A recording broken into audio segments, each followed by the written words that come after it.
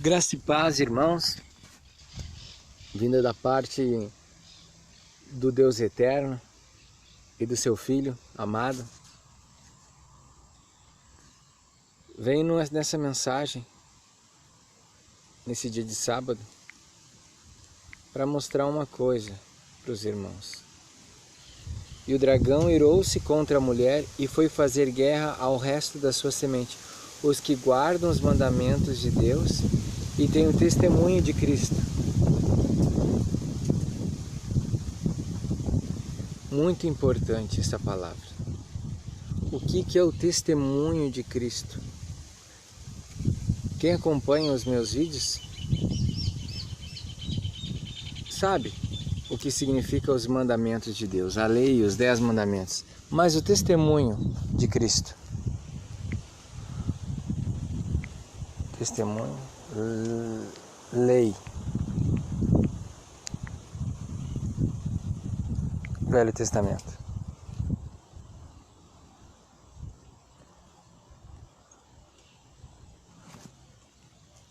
Isaías 8:20.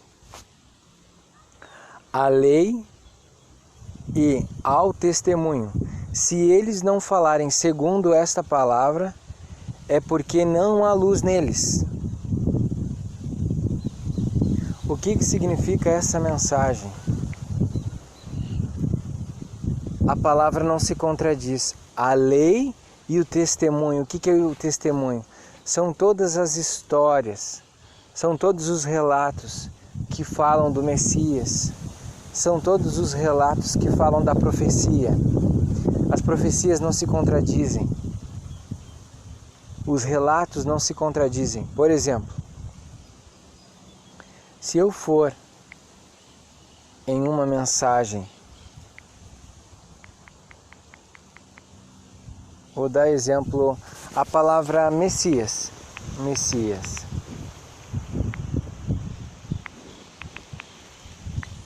Essa palavra, para ela ser verdadeira, ela tem que estar tanto no Velho Testamento, só velho.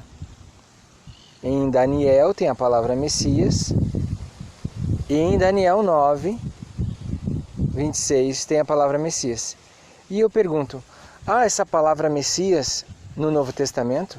Para o testemunho dela ser verdadeiro, duas testemunhas têm que falarem a mesma coisa. Por exemplo, Daniel é uma testemunha, João é outra. João também fala essa palavra Messias. Este chamou o primeiro ao seu irmão Simão e disse-lhe: achamos o Messias, que traduzido é o Cristo. E em João 4:25 a mulher disse: eu sei que o Messias, que se chama o Cristo, vem. Quando ele vier, nos anunciará tudo. E em Daniel, sabe e entende desde a saída da ordem para ressuscitar, para restaurar e edificar a Jerusalém, até ao Messias, o príncipe, 7 semanas e 72 semanas, e as ruas e as tranqueiras se reedificarão, mas em tempos angustiosos.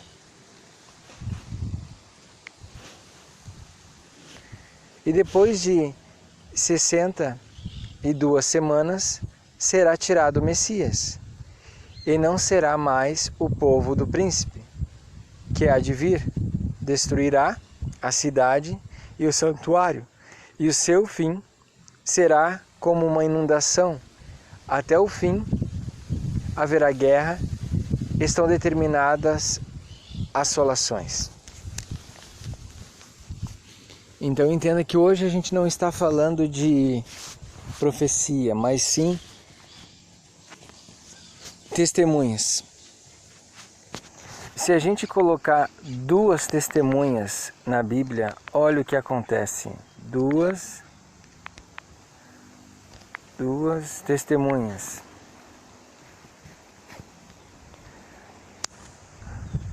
E o que a gente deve se atentar muito é que tanto o Novo como o Antigo falam da mesma forma, se retratando de duas testemunhas. Como assim? Deuteronômio 17. Por boca de 2 ou 3 testemunhas será morto o que houver de morrer. Por boca de uma só testemunha não morrerá. Então já vemos que em Deuteronômio, uma pessoa testificando não é um testemunho verdadeiro. 2 ou mais, 2 ou 3, o testemunho é verdadeiro e aquilo se cumprirá, e aquilo acontecerá. É o que diz em Deuteronômio. Olhem em Deuteronômio 19, 15. Uma só testemunha contra ninguém se levantará por qualquer iniquidade ou por qualquer pecado, seja qual for o pecado que pecasse. Pela boca de 2 ou 3 testemunhas se estabelecerá o negócio. Então entenda que se uma testemunha só na Bíblia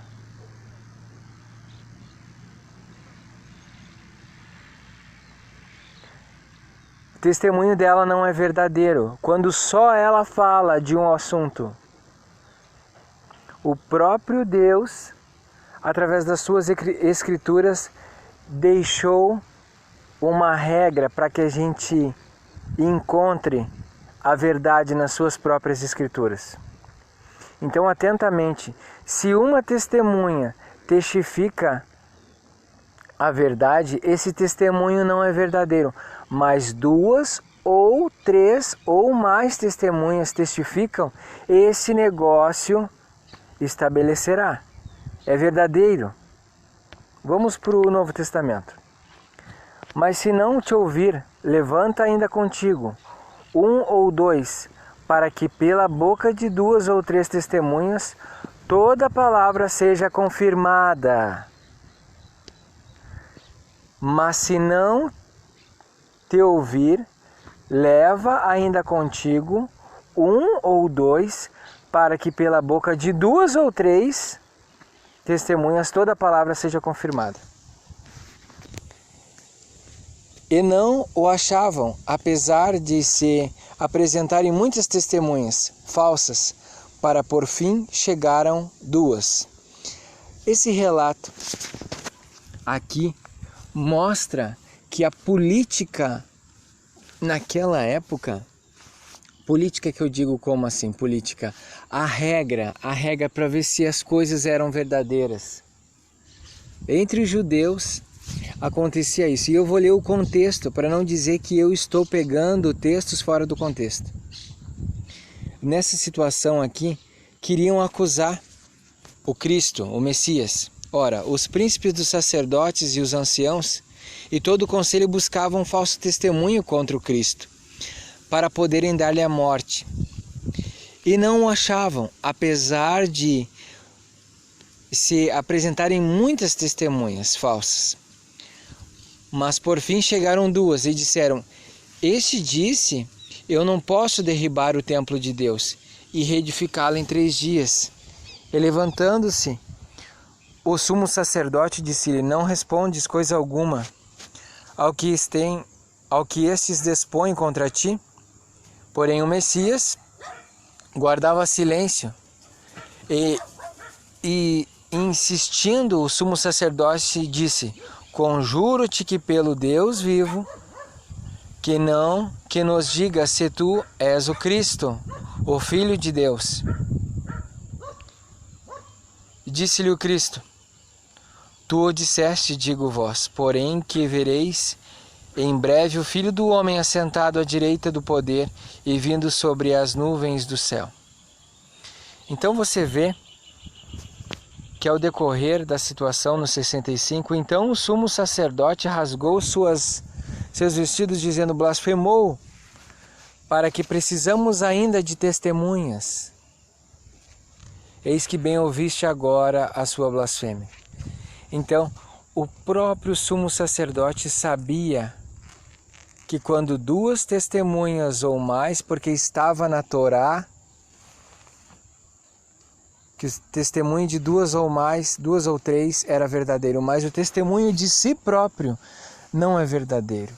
Então ali ele coagiu contra Jesus e agiu contra a palavra de Deus. Mas vamos mais. Olha o que diz em 2 Coríntios 13:1. E esta é a terceira vez que eu vou ter convosco, por boca de duas ou três testemunhas será confirmada toda a palavra. Essa é a forma de você buscar na palavra de Deus se é verdade ou não as coisas que a palavra de Deus diz. Porque a própria palavra de Deus afirma: se duas ou mais ou três testemunhas testificarem, o testemunho é verdadeiro. Vamos para lá então. É onde eu quero chegar. Se quando você chegar num assunto da Bíblia que você não tem compreensão total,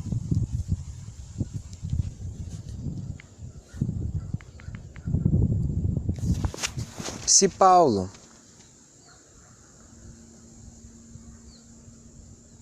se Pedro não falarem do mesmo acordo, se só Paulo fala de um assunto só e os outros não falam, o testemunho de Paulo não é verdadeiro. Mas se Paulo, Pedro testemunham o mesmo assunto, o testemunho de Paulo e o testemunho de Pedro é verdadeiro. Porque são dois ou mais testemunhos que testificam a verdade. A vossa lei está também escrito que o testemunho de dois homens é verdadeiro. E na vossa lei está escrito que o testemunho de dois homens é verdadeiro. Da onde o Messias tirou isso?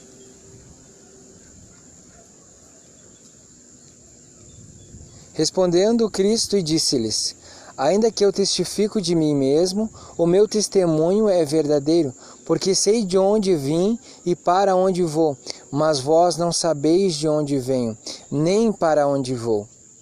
Vós julgais segundo a carne, eu a ninguém julgo. E se na verdade julgo, o meu juízo é verdadeiro, porque não sou eu só, mas eu e o Pai que me enviou. Então aqui, Cristo diz a realidade, que o testemunho de Deus e o testemunho de Cristo são verdadeiros porque os dois testificam a mesma coisa. E ele remete: na vossa lei está escrito que o testemunho de dois homens é verdadeiro. Quais são os dois homens aqui? Do Pai e do Filho.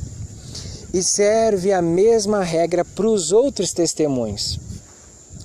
Vamos ver nos próximos estudos fazer uma lista de regra para todas as doutrinas da Bíblia. Se aquilo que Paulo fala, Pedro fala, Filipe fala, Mateus fala, João fala, todos eles têm que falar do mesmo assunto, porque senão o testemunho deles não é verdadeiro. E é onde vem lá que a gente leu. Aqueles que têm a fé no Cristo, aqueles que guardam os mandamentos e têm o testemunho de Cristo, aqueles que guardam os mandamentos e têm a fé em Cristo. Que a paz de Deus e do seu Filho amado estejam com todos neste lindo dia de sábado.